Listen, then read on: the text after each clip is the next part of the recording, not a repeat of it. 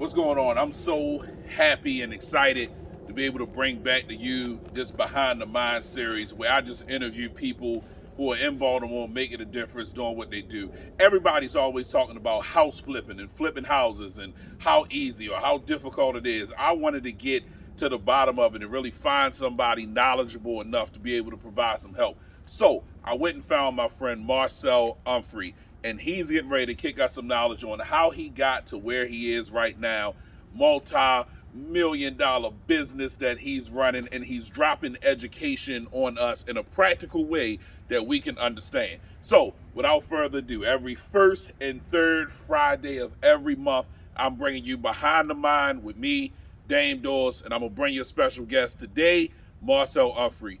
Come on, check this out.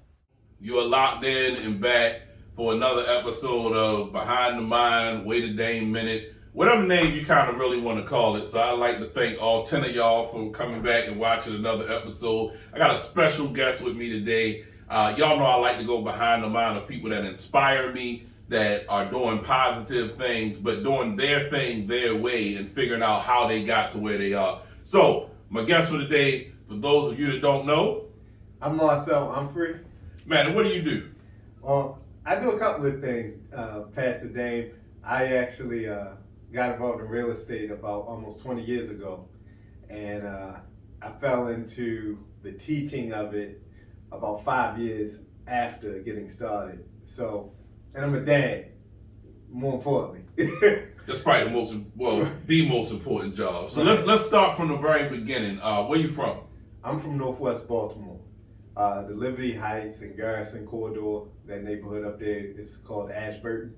I grew up there from when I was born to, actually I was living on Utah Place, and then the family moved up to Ashburton when I was 1, and then I moved at 15 with my grandmother down off of Gwynns Falls Parkway. So I kind of bounced around in that Northwest area.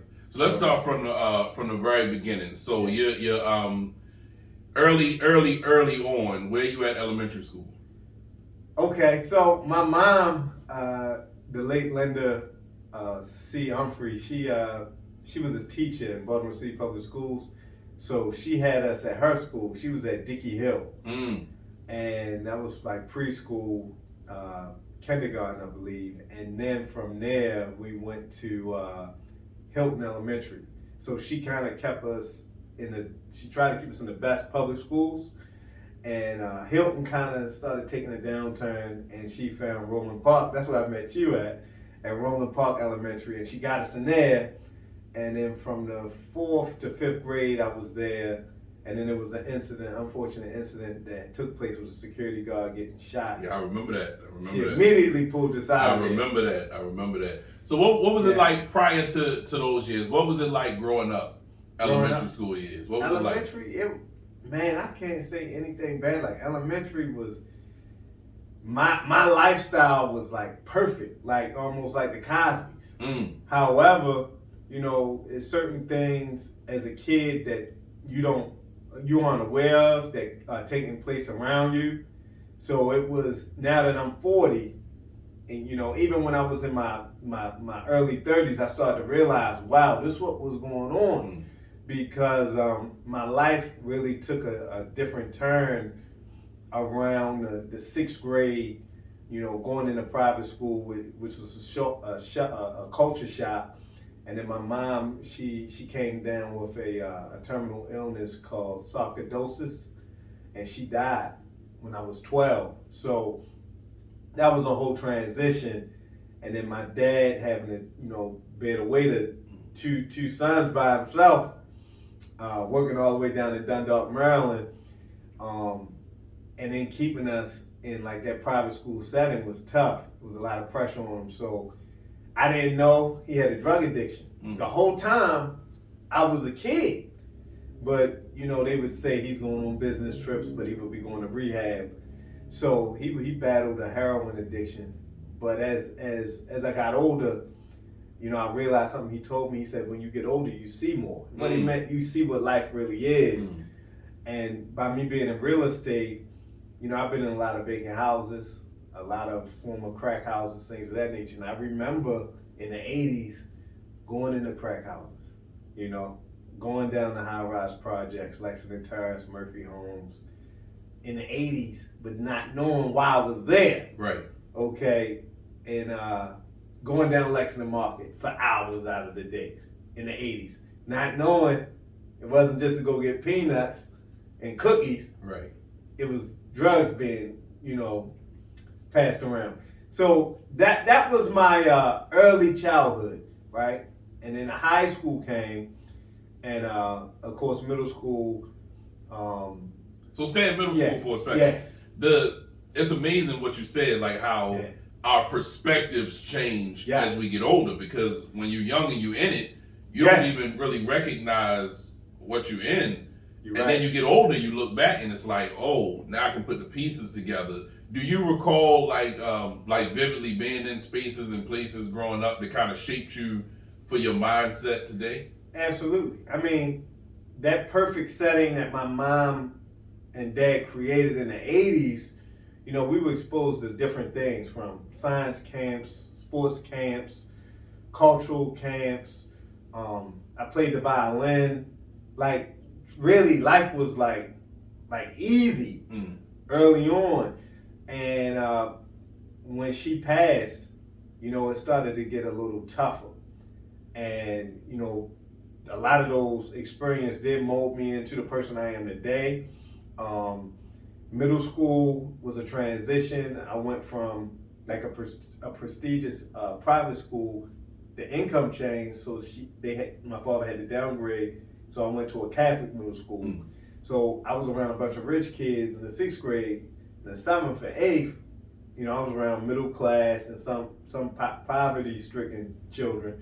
So I went from Ruxton Country School to John Paul Regional Catholic school. The academics is a little more rigorous than public and certain private schools. So I failed the 7th grade. Oh wow! So I ended up going to Falstaff Middle School for 2 years, which was another shift and another culture change. So I'm there with folks from my neighborhood, folks from Park Heights, and it was just a whole nother culture change. So the culture shift from Roland Park to this prestigious school, Ruxton, right? Ruxton, yeah. And then from there to John Paul. Right. And then from John Paul to Falstaff. Like that's a whirlwind. Yeah. First of all, a vast variety of differences in just atmosphere. Right. At such a young age. So my question would be, in that, what it sounds like, is that where you started to learn to adapt to different situations? I did. I had to learn how to adapt. I had to learn how to, survive certain situations. Deal with all different types of mindsets and mentalities. Like from being with kids whose parents picked them up in Corvettes and Mercedes to catching a bus.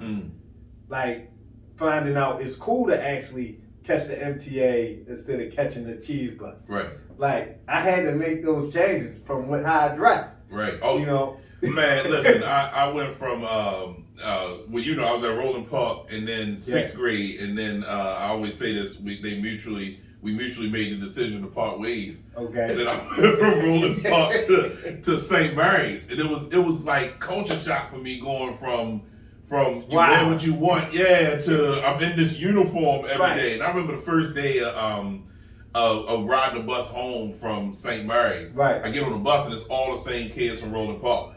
And they are giving me the business clowning me in this uniform. Oh, you on the MTA? Bruh, I was on the 8. So I rode the 8 up York Road. I was supposed to catch the 8 up York Road. Man, I got off that bus and I never got back on that bus again. I walked home every day because I was like, man, I am not dealing with that. To the point my mother laughs now. She was like, you're so rebellious against uniforms. I would take my uniform and take a change of clothes every day. Yes. And I would change my clothes right after school.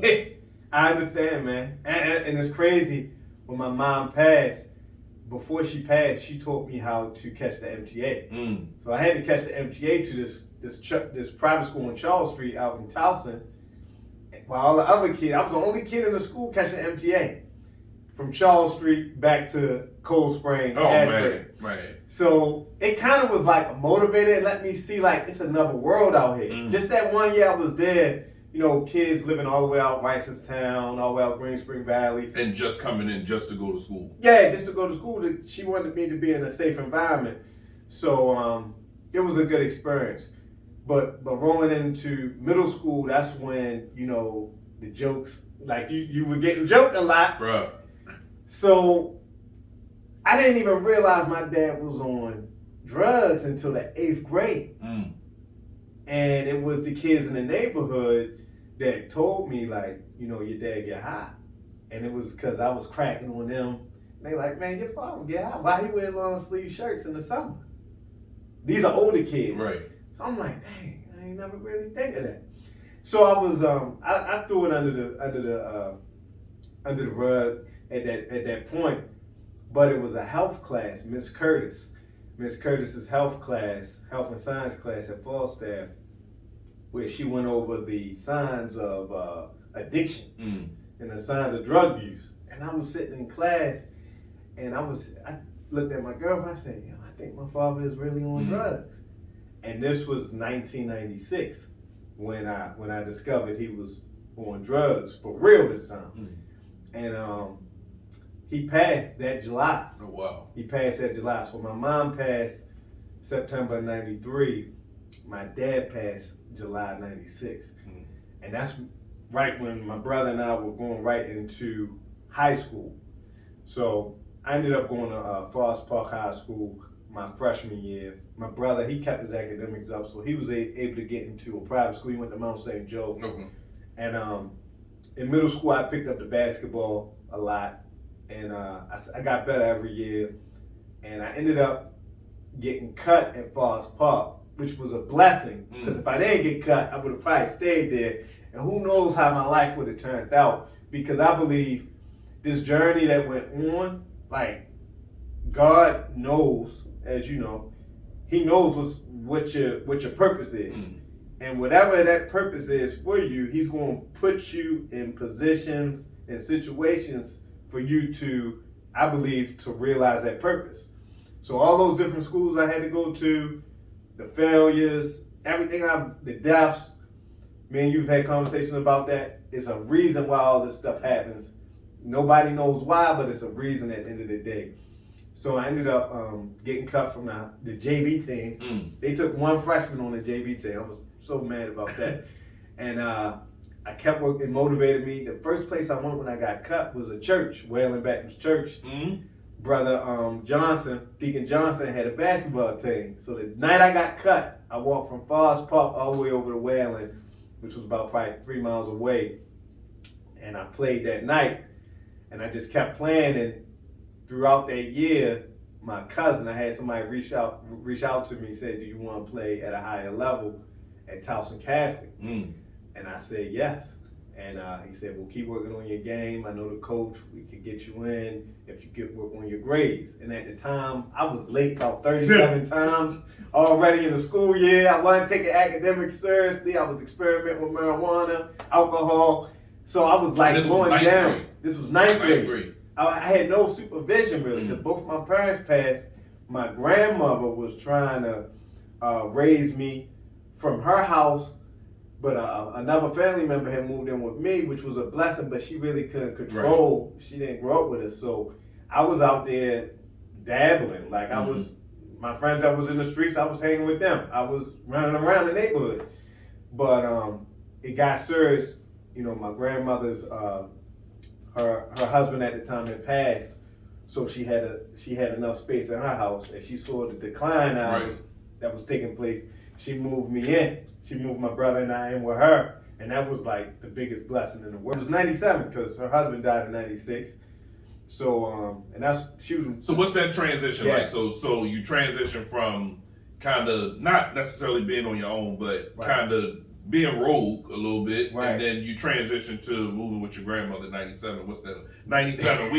We high school by then. Yeah. So this is going into my sophomore year. Okay. This is part of my freshman year. This was going into Towson Catholic. Yeah. I was finishing up at Forest Park. So the second half of the school year at Forest Park, mind you, my 60, 65 was passing. In Catholic school, I had to at least have a 70 GPA. So it was shackles. She locked me in the house, couldn't go nowhere, had to do my homework, had to do extra credit, stay after school, work. She drove me to school every day.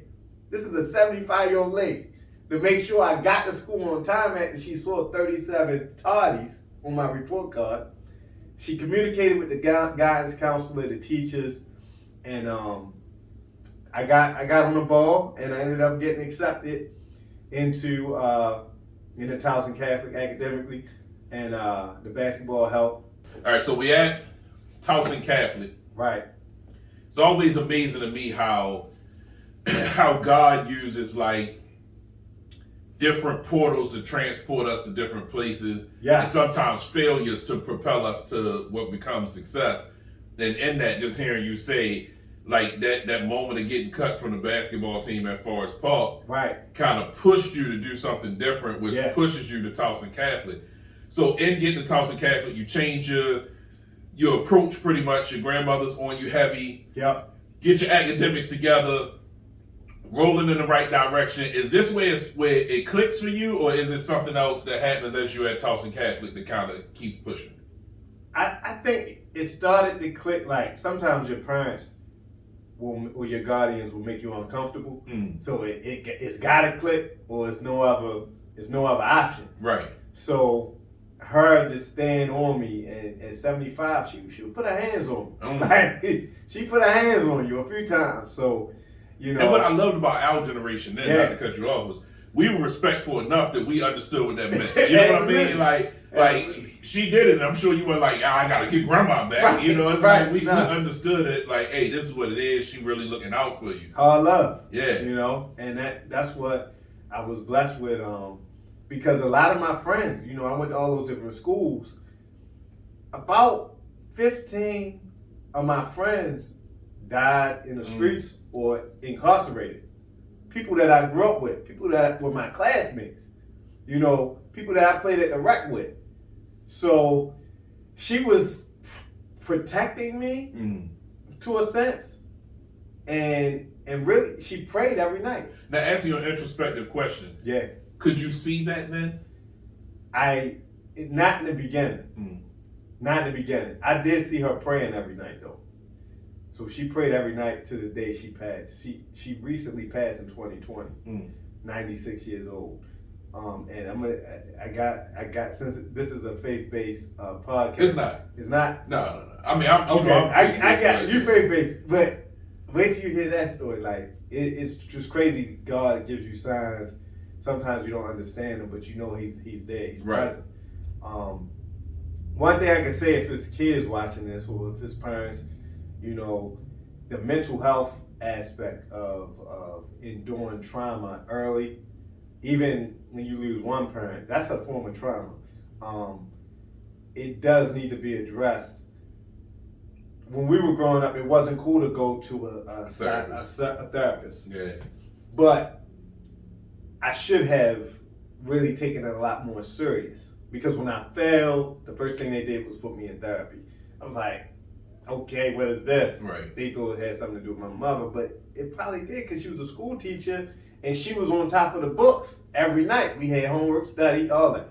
So my father took over. It wasn't books and homework and everything. It was, and I think people, to your point, underestimate the importance of it. Yeah. So like my you know, job by trade, I think everybody knows, my daytime job is counseling. Okay. And in that, I think it's so dope and so fresh to me that it's becoming something that is becoming socially acceptable. Absolutely. Whereas to your point, growing up, you know, I look at my own situation, my own life, and one of the biggest highlights for me, not highlights, but one of the biggest reasons rather for why I got into and do what I do is the stuff that I learned about my dad after he passed. Right. I'm like, if he would have gotten the ability to be able to get some of that stuff out to somebody, right, how much more of an awesome person could he have been if he would have addressed some of the things that now I'm learning, like, oh, that's why he was like that. Right. That's why he responded to those things like that. Right. if he could have had a setting where he could have talked to somebody and figured some stuff out, absolutely, maybe his responses would have been different. So to your point, man, I think it's super important to not gloss over those things. And just hearing you talk now about how much those things shaped you, and now you understand it. But that's what I was asking. Like in that moment, you couldn't really see like this is what's happening. Absolutely, you couldn't see it, and I didn't take the mental health sessions serious as I should have, like, because it wasn't cool in the neighborhood. You tell your friends you're going to see a therapist, and like, you're crazy. What's wrong with you? So the first thing my grandmother did was she took us, the first day she took us in, she took us to, it was another church off of Drewville Avenue, down off of, I forgot, off of Dolphin Street, I think. And it was a therapist there. And the only reason I went, my grandma was like, they have a basketball court. Oh, wow. So I went, and I was, I'm going rogue. I'm like, Grandma, you can't take care of me unless you can make a shot. No, my grandma was 75, I never forget.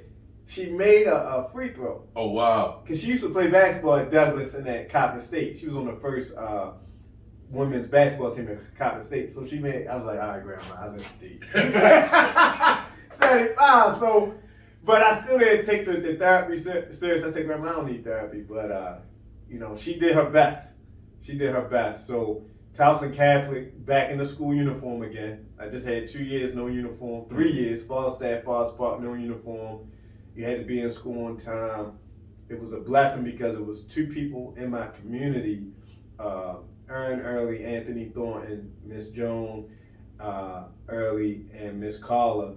They would carpool us to school every morning. We had to be at Towson Catholic by like 8 o'clock, 8:15. And that was a blessing. We had to catch public transportation out there. And even if we did have to, we would have. But that school, it was kind of segregated to a sense. But all of us on the basketball team, we kind of stuck together. It was only like 210 students, period, in the whole school. So it was basketball and books. And you had to get your books done to play. That was a little bit of a transition because the academics the regiment was a little more strenuous than Forest Park. So I had about 7 or 8 classes throughout the day, and I had homework every night. From the public school setting, was only 4 classes a day. So I had to get my books done, and I failed off maybe twice while I was there, but I ended up eventually getting my books together and staying eligible. But that was just a different level of academics and athletics. You had weight room, you had workouts, we played 40-game seasons.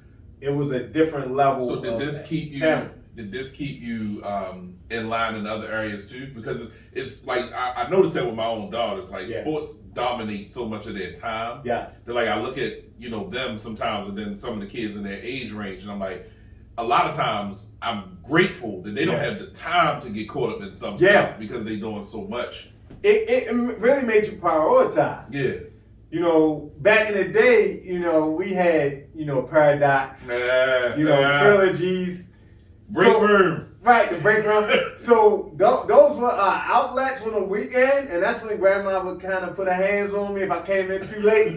So, because a lot of my friends, Ryan and Todd Galloway, they was in public school, so I would hang with them on the weekend. Shout out Ryan.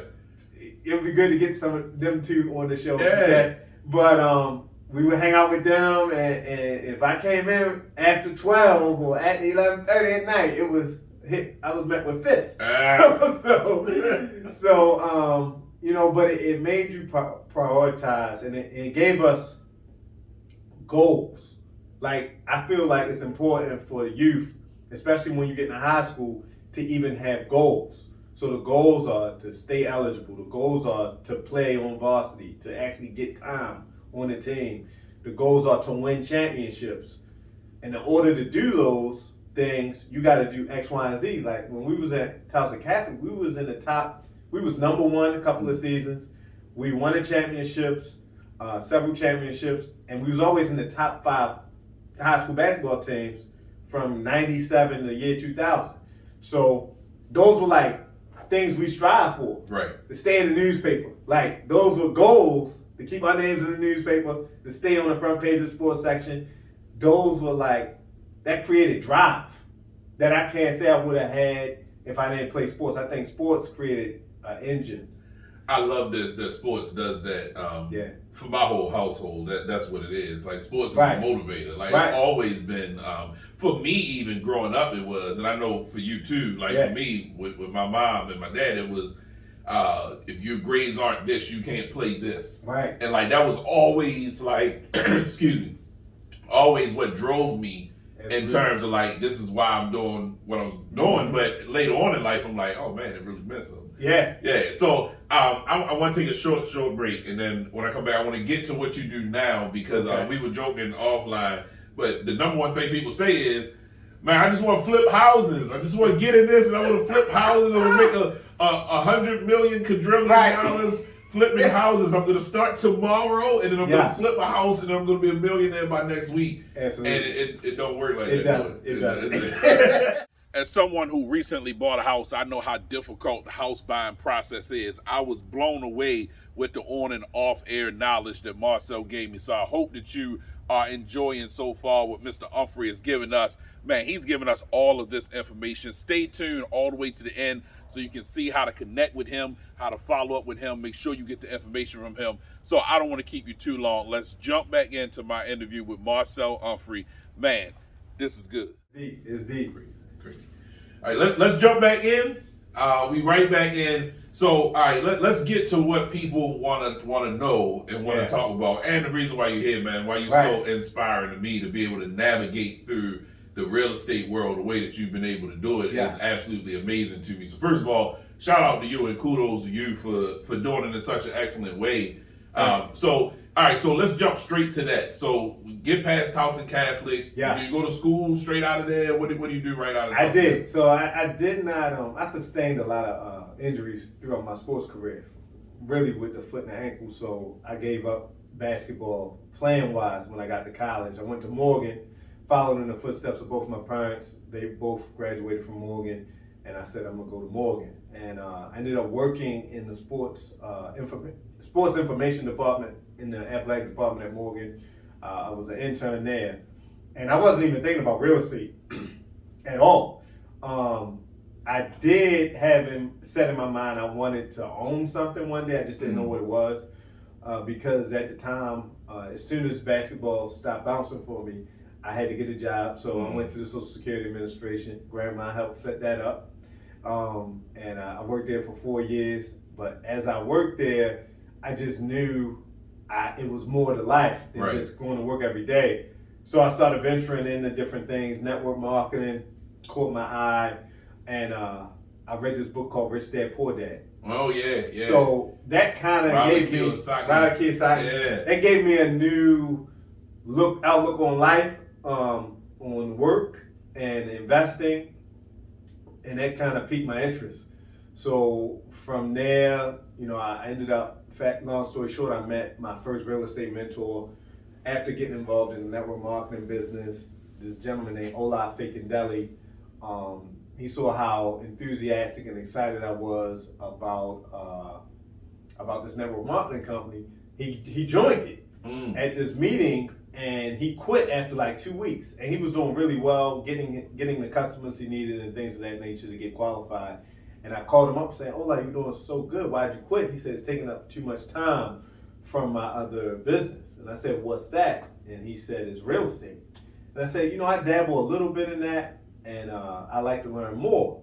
Long story short, a guy you may know went to Poly, played football at Poly.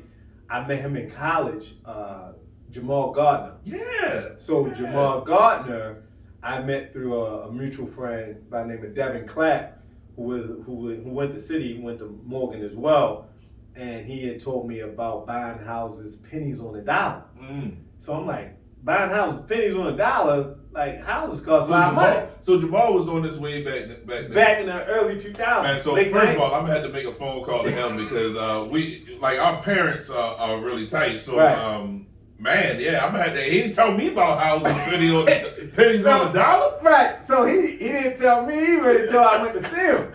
So I gotta go see Jamal. That's the problem. he said, Marcel. So basically, Devin said this guy's working with his family and helping them buy houses for a few $100. And I'm like, this isn't real, whatever. So he said, bro, you can do this through tax sale. So he takes me to Jamal's house, and I meet him, and I got $300 in my pocket. I'm like, bro, I heard you could turn this into $600 in a couple of months. Here. He was like, hold on. He saw I was 20 years old, right? And he said, I see how excited you are. You know, I'm only working with family right now. But what you can do is you can, he walked me outside. He had a Acura RL, and he popped the trunk, and he said, go downtown where you pay your water bill and you pay your parking tickets, and take $4 and $4 out of that $300 and buy this book. It was a book about the size of like 2 phone books. So I listened to him, and I bought the book, and it was a list of all these properties, and I still don't understand this. So we didn't have Google back then. Mm-hmm. So I went to Daughterless Books on York Road. There was another bookstore out Joppa Road, and went to Barnes Nobles. Amazon wasn't prevalent back then. So I went to the bookstore and I bought all these books on tax sale, and I started reading. So while I was at work, I would read. While I was in class in college, I would read this real estate stuff, and I really didn't understand it. So by the time I read my last book, I said, you know what, I'm gonna walk out on faith, and I'm gonna take my Pell Grant refund check. I got a Pell Grant, and I got a stipend from the athletic department, and at the end of each semester, I would have money left over, so that'd be enough for my refund. Instead of going down Mondime and the Street, buying Coogee sweaters and urban wear, I said, you know what I'm gonna do? Well, instead of going to Cancun or Miami on spring break, I'm gonna take my little $3,000 and I'm gonna buy some tax sale certificates, because the book said this is all I need. You know, that's all I need to do. I got the list, so I bought my first 2 certificates, one on Valley Street and one on East 26th Street. Excuse me. So how does that work? So basically, this is nationwide, Pastor Dane. Nationwide, you either live in a tax sale state or a tax deed state. If you own any real estate, you have an obligation and responsibility to pay that municipality, that city or county, property taxes. If you don't pay your property taxes, your property will go up for auction or tax sale auction. Every year. This is mind blowing to me. So if I own a house and I don't pay my taxes, somebody could just pay my taxes and they own my Somebody house. could pay your taxes and eventually own your house. So every city and county and state has different laws and rules. So Baltimore City has different laws than Baltimore County. All right, so tax sales. Yes. Literally, somebody could pay your taxes. Yep. And eventually own your house. Eventually, yeah. So it's a legal process that they have to go through. In some states, like Philly, in Texas, the redemption period. So redemption means you have time to pay it back, or you have time to get right. So in some states, there is a 30-day redemption. In some states, there's no redemption. So it all depends. So if you are thinking about investing in tax sale certificates or tax deeds, I tell all my students, you have to research those markets. And all the information is public information. And then the people that work for the cities and counties, they're public servants. Their responsibility and duty is to educate the public. And asking questions about the process will help you proceed in the marketplaces you're interested in investing in. So for you, what do you do when you take this check? When I take the check. refund check? Yeah. Oh, so basically I took the refund check and I put it in the bank, and then I took the money out for the certificates that I was interested in. And I didn't have any knowledge on real estate in 2002 when I did this. I just drove around, and if a house looked like it was worth an investment, So let me ask a real question that I think people want to know. So is it people living in these houses? It was people living in both of the houses, okay? And I didn't have any knowledge. Like, my business model now is not to buy tax sale certificates with people living in the houses. However, it's a due diligence process now, and I teach classes and all that to go through that. But just for time's sake today, my focus now is I focus on the properties I know I have a better chance of owning, and those usually are vacant. So there are tens of thousands of vacant houses all across the United States, in each city. There's more than enough to go around. The property that I ended up owning, it was actually a squatter living in the house. The person on Valley Street, there was someone living there, and the amounts, East 26th Street was $850.79. Valley Street was like $757. I got 12% on my money on the property that was redeemed.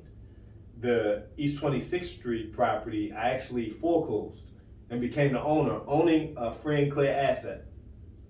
No mortgage. All I had to do was pay the property taxes. Okay, I ended up selling that house for $25,000. All right, so after the tax sale, you end up selling. I sold the property for $25,000. $25,000. But you paid in $850 initially, and then I had to pay my real estate attorneys about $3,200. So I wasn't in it. I was under $5,000. So under $5,000, you come out $25,000. Yeah. So we talking a net of $20,000. Yes. You how old at this time? I'm 24. So 24, you net $20,000 on your first one. First real estate deal. So you saved all this money, and that's how you got to where you are today, right? At 24, you saved, and then that's where you are today. I wish I did. And I knew I was at the right place because September 13th, 2004, when I sold the property, that was actually my mother's birthday. Oh, wow. So it brought back so many memories. And I remember my mom, she was a school teacher, and she always used to talk about hitting the lottery. And she would say, if she hit the lottery, she would buy this commercial strip in our neighborhood at the corner of Bell and Garrison. It was recently demolished, but it was a drug strip back then. You had you had a Korean business. You had my neighbor had a shoe repair laundromat there, but it was all really run down. They had apartments above. She wanted to buy the building and revitalize it and put like black-owned businesses throughout the whole thing and rent out the apartments. That never happened, of course, because she passed in '93 and she never hit the lottery. But she was planting the seeds of investing in real estate. And she had a vision. So, from taking us to open houses in Roland Park, even though we went to school there, she took us to the houses in the neighborhood when they was coming up for sale just to see how people live. Like, this is a little different than how we live. So she planted those seeds of entrepreneurship in me at an early age. I had a lemonade stand, things of that nature. So fast forward, when I saw the HUD-1 settlement sheet and I saw it was her birthday, I said, this is what I'm going to do. I made the decision. I am going to invest in real estate. So that's when it clicked. That's when it clicked. I'm always like, what's the spark? So we know the spark, and that's the click. The click is, I saw this all the way through. It happened. I know it works. This is what I'm doing. Absolutely. That's when I said, I'm going to take this a lot more serious. And I started educating myself more because I learned a lot from reading those books. I learned a lot from talking to Jamal. And then I started, the internet started to blow up a little more in 2005. So I started finding real estate meetings. I can say, today I'm on Harford Road. My career really blossomed when I started going to the Harford Road VFW. They used to have real estate monthly meetings right there. Walk over there from here. Right.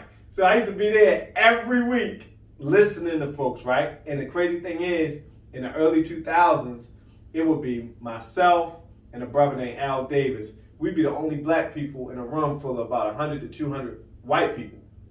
We'd be the only black people in the early 2000s. So when you say everybody talk about flipping houses now, in 2004, our people weren't talking this. Right. Okay? I've been promoting it since then, but it's a renaissance revolution, financial revolution that has taken place, I would say, in the last 5 years with the births of people like the Earn Your Leisure brothers and more people sharing their knowledge on social media platforms. This is like the best thing that could happen. I wish the information that's out today was out 20 years ago right. when I started, because I made a lot of mistakes with my money. At an early age, 24, at 20, I had over $150,000 because I inherited money from my parents passing. But at 20, you're going through that stuff. I didn't know about investing in stocks. These weren't conversations being had at the dinner table with my parents when I was 10, which they should have been. But our parents didn't have access to this type of financial literacy and information. So now my son, he's 4, I'm already teaching him about money. He knows how to identify certain coins. He knows about cryptocurrency. He knows about real estate, he calls it broken houses, these vacant houses that need to be fixed up. So I'm planting seeds, so by the time he is of age, God forbid something happens to me, he'll say, I know I need to invest. But I love that, though, that what we try to do from generation to generation is take what we didn't get, what we find out later that we didn't get, and then give. Absolutely.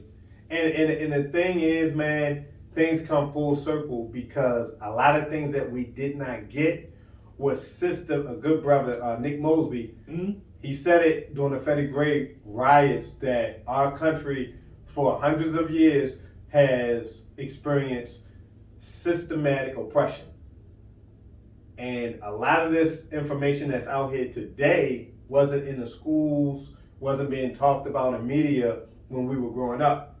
And I say all that to say, like, financial literacy has been around since slavery. Like, there are black towns that were built during slavery where people were buying properties through back taxes. Black people, free black people down on the Eastern Shore. People were building towns. You look at Frederick Douglass. I did some content on him not too long ago. He owned over $32 million of real estate during slavery. He helped free our people. A lot of people say he taught himself how to read. He was a great orator, freedom fighter. But you can't fight freedom without capital. So where did he get his capital from? He had real estate. He had rental property. He had income coming in from land. Okay, he understood the power of economics. That wasn't ever talked about in school. If it was, I think I would be a lot better off. That's why I love this platform and the ability to be able to get this straight to people. We were talking about it off air that I didn't even know about the tax thing. Like with the ability to be able to buy a house that way. And I was trying to, you corrected me on it, in a good way to help me. Like, I'm like, well, dang, it's crazy. Like, you could just buy a house off from under somebody. Yeah. But that's what happens. I mean, African Americans, we as a people have lost more wealth in this country, probably more than any other race. I mean, we're only 12% of the population. And you got to think about it. Like, just look at the 80s, how the 80s rocked us with the heroin and crack epidemic. How many of our grandparents have passed away, and our parents may have been strung out on drugs and weren't financially responsible and just let the houses go? They didn't even sell the houses. They said, we don't own the houses. I've been in real estate 20 years. I do a lot of cold calling, and I talk to people, they say, well, we let that house go to taxes. That's a nationwide epidemic. Like, historically, black people have let things just go. And when they say we let the house go to taxes, that means they just let it go for pennies on the dollar. That's wealth. Yeah. That's lost. Happening in Washington, D.C. It's happening right now in Baltimore. It's happening in cities all across the United States. And I tell folks, today, in 2022, we got about a 10 to 20 year window to obtain own property before it's out of reach, meaning the prices are just astronomically high. Like, you can still buy a house in Baltimore for less than $100,000. You can't buy a house for less than $100,000 in Washington, D.C. But 20 years ago, you could. Not anymore. Same thing happening in Atlanta. Same thing happening in Philadelphia. Same thing happened in New York City. 20 years ago, you could buy a brownstone for $300,000 in Brooklyn. Now. No way. Right. So things are always going to appreciate. So for you, after the tax, you do it the tax way, right? Tax so way. Do you keep that as your model? What do you go to next? How do we get to where you are now? So I love sharing my mistakes in business. One of my biggest mistakes in business is, I mean, in school too, like, because Morgan prepared me, I just didn't take advantage of it. I was a physical education major, and I thought I was going to be a sports agent. But learning accounting, like really knowing accounting, taking your accounting classes serious. If you don't know accounting, learn it. Don't just try to hire somebody, because in the beginning, you're not going to have the capital to hire. Learn accounting. Financial literacy is a must. Stocks were boring to me in the early 2000s. It wasn't cool to be in stocks. Back then, I didn't know anybody that looked like me that was in stocks. So I put the stocks down and I just gravitated to real estate. It's always money in real estate. However, the other mistake was learning one niche and then just jumping right into the next. So tax sale is more of a long-term investment. And really, long-term investment is like 5 years out. In real estate, you know, you can make money in 30 days. You can make money in 60 days, 6 months. Tax sale in this market is 12 to 24 months. So I said, I need to find something that's going to generate just as much income, but faster. Right. So I discovered wholesaling, where you basically control a property. You get into an agreement with a property owner. You control the property through a real estate contract. And then you assign your interest, they call it equitable interest, in that contract to someone else. So if I find a house on Biddle Street for $20,000 and I know I can sell it for $50,000, then I can sell it to Pastor Dame for $50,000. I have it for $20,000, I have it under contract for $20,000, I can sell it to Pastor Dame for $50,000. We all go to settlement, and there's some value that's created before we go to settlement. Pastor Dame is buying a house for $50,000, but he knows it's worth $150,000 fixed up, but he has to put $30,000 in it. Okay, so it's a good deal for Pastor Dame. So when we go to settlement, the original owner gets a check for $20,000, right? And then my company gets a check for $30,000. Okay. Pastor Dame gets a house for $50,000. He has to put $30,000 into it, which makes his total investment outside of fees $80,000. That's with a property that's worth $150,000. So then I sell it for and get that other $70,000. Yeah. So you got $70,000 equity. You can either sell it or rent it out. Right. So I got into wholesaling, had a lot of success with that. I still do wholesaling to this day. 2020 kind of sat me down because I launched an education business in 2007, and I taught through a lot of seminars, live events. So I did live events since 2007, from speaking at the VFW to doing events on my own. And then 2020 happened, and that whole income stream shuts down. And I had to figure out what I was going to do next. So tying all in real quick, I just want to ask the question. Yeah. The educational piece, how much of that comes from your mom? Like you still delving back into... Right. She was a teacher. My grandmother was a teacher. My uncle was a vice president of Baltimore City Schools. So education, I come from a family of educators. And in teaching is one thing. Like being able to teach, anybody can get in front of a whiteboard. But being able to empower and motivate is something else. So when I made that transition after the basketball stopped bouncing for me, I immediately got into sports administration and coaching. So I coached high school basketball, Northern High School, Loyola Blakefield, and several other AAU organizations for 5 years.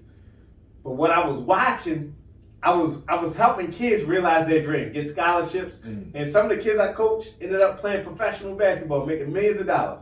And I said to myself, I'm spending all this time with kids, I'm still working a 9 to 5, and my dream was still to live that NBA lifestyle, but working that 9 to 5 ain't gonna get me there. So I said, I gotta walk away from coaching basketball and build an empire. So I walked away from basketball and I started coaching adults on how to make money in real estate. And that's worked out well. A lot of my students, I always tell my students to become more successful than me. So I've watched a lot of my students and my interns. The interns are probably the more, I would say, more successful because they don't have any real world fear yet. Like when a high school kid comes to me at 17, they haven't experienced any failures. Yeah. So they're open to anything. Let's just try it. Yeah. Right. They're used to they're past rejection at this point. They haven't experienced rejection. So I've been blessed to take some of my cousins, from high school throughout college to create 6-figure, 7-figure businesses, and just from learning from my mistakes. And I work with a lot of folks that are in their 50s and 60s who are getting close to retirement, helping them build rental portfolios or just another stream of income. And it's been a blessing. That's been a blessing. So one of the other things that I know people are very interested in, how do you hook up with the Housewives of Potomac? Oh, man. How do we find you on that show? Yeah. So that's crazy, man. And that's a great relationship that I've been able to build over the years.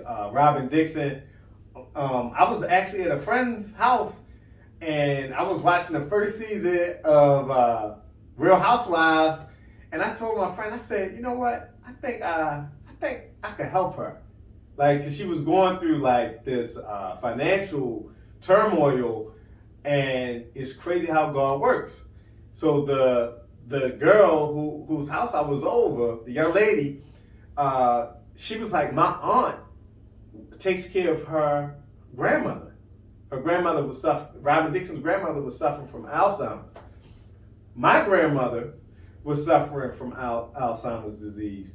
And that was something, instant connection. So I said, can you reach out to your aunt to see if I could speak to, actually, could you reach out to your aunt? Because I like to get her services. But when she said that, I said, I'm going to reach out to Robin on Instagram. So I reached out to her on Instagram like, hey, I was watching your show. Are you open to making extra money outside of what you do? And of course, who's not open? She responded, yes. But at the same token, I think I led with the grandmother's, the service of the aunt. I wanted to get a recommendation.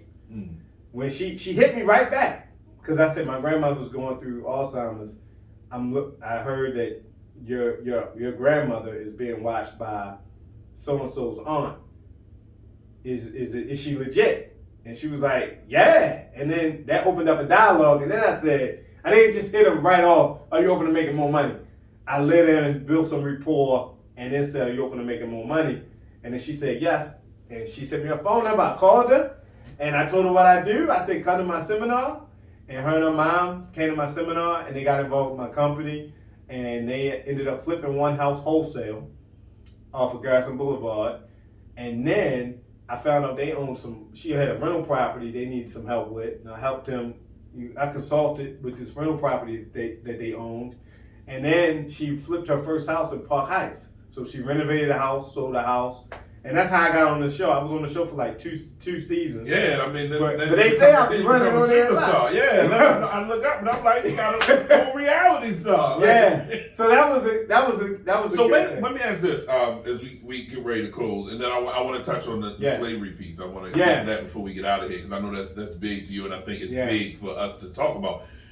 Where does that part come from for you? Because most people, the audacity to reach out, because most people where we fall down kindness, we have the idea, we have the thing, we know the steps, we just don't take the chance. Absolutely. You know what I mean? So where does that thing come from in you that's like, hey, I'm just going ahead and see what's up? Absolutely. So really just becoming rejection proof. That probably started in my 20s, like getting used to people saying no. When I was in network marketing, I'm trying to pitch you on a pyramid, and you know how people feel about that. So, and then in real estate, like you're gonna get hit as an entrepreneur. Period. I don't care what business you're in, because I've had several businesses that failed, and that's from people saying no, and and quitting at the same time. Like you're gonna experience failure. So when you become immune to it, when you know that it's a chance you could possibly fail, little things like reaching out to people that are on TV or that have more money or more experience than you, it's just everyday life. It's like they're human just like me. Right. Like, what's the worst thing gonna say? What's the worst thing gonna say? And that relationship opened up doors to many other things. So You never know what's on the other side of a door. My brother, he shout out to him, Eric Umphery. He was working in corporate America. He built a multi-million-dollar photography business, taking pictures of people. And his secret to success is he knocked on every door for 10 years until a door opened. It's crazy, man. We were talking about one of my good friends that I didn't know you knew, Jason Harvey. Jason Harvey, yeah. He's the same way. So he built his personal training business. We had these conversations, me and him, all the time. Yeah. He says he got 1 million no's, and it was a couple of yeses from the right person. Yeah. He said he talked to everybody in the gym, and he told one dude squeeze for 2 seconds longer, and it created a relationship that changed his life. Yeah. But he said, but it took talking to hundreds of other people to get to this one person.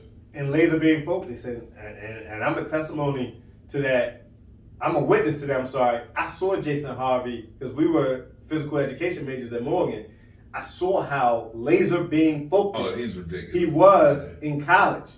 Like, I had that focus as far as sports, but when I got introduced to real estate, I lost that focus. But he stayed on course. Him and another guy. And the other guy, I forgot his name, but he's working for like the Los Angeles Clippers. Oh, wow. The U.S. Olympics. Like, they both like stayed laser beam focused with the sports, and it just took off. So if you give it enough time and you stay laser beam focused, anything is possible. Anything. So last thing before we get out of here, I know big to you. I watched you do a lot of things recently over the last couple of years on, like you said, Frederick Douglass, and just trying to educate more on the trajectory of going from slavery to now and the financial impact that it's had. So is there anything you want to add on that before we get out of here? Absolutely. I really feel like if we don't know where we're from, we can't know where we're going. So knowing that history, like slavery was probably one of the most horrific things that have happened to us, in our lifetime. But there are many lessons to be learned. And during those times, during those 1800s, there were slaves that escaped, and there were free blacks that built businesses, that built thriving communities. You had Black Wall Street, you had Rosewood down in Florida. There were several all across the country. So just gleaming back at them, this is information that wasn't taught to myself and Pastor Dan growing up in the schools and the history books. Those are the stories that will inspire us to be more. Because if Frederick Douglass could do it without a phone connection, without an internet connection, if he could buy $32 million plus worth of real estate in today's market value back then, what can we do today? Right.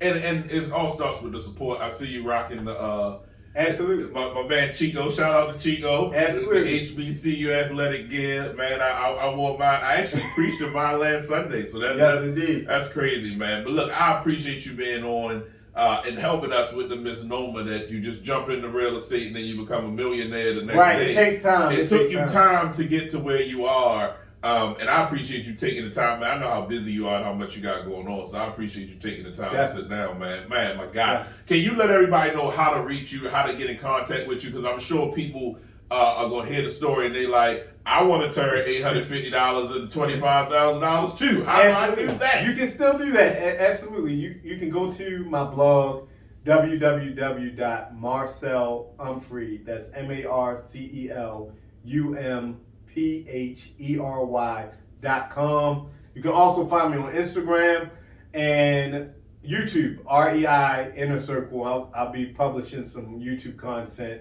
this year. But just stay the course, get educated, learn. Don't just learn real estate, learn financial literacy, educate yourself on investing, not just saving. Everybody knows how to save. Just put your money somewhere. But invest your money. Your dollar, Frederick Douglass always said, $1 laid up is $3 gain or $4 gain. So he was talking about investing. And just keep educating yourself. Stay tuned in to Pass the Day. Man, look, I appreciate you, man. That's all the information. Thank y'all for tuning in and rocking for another episode. Every first and third Friday of every month in 2022, I promise I'm bringing you something with somebody who is inspirational and doing some great things. So Man, shout out to you again. Appreciate you, Marcel, for coming through, chopping it up. Wednesday Minute Behind the Mind. Love y'all. Peace.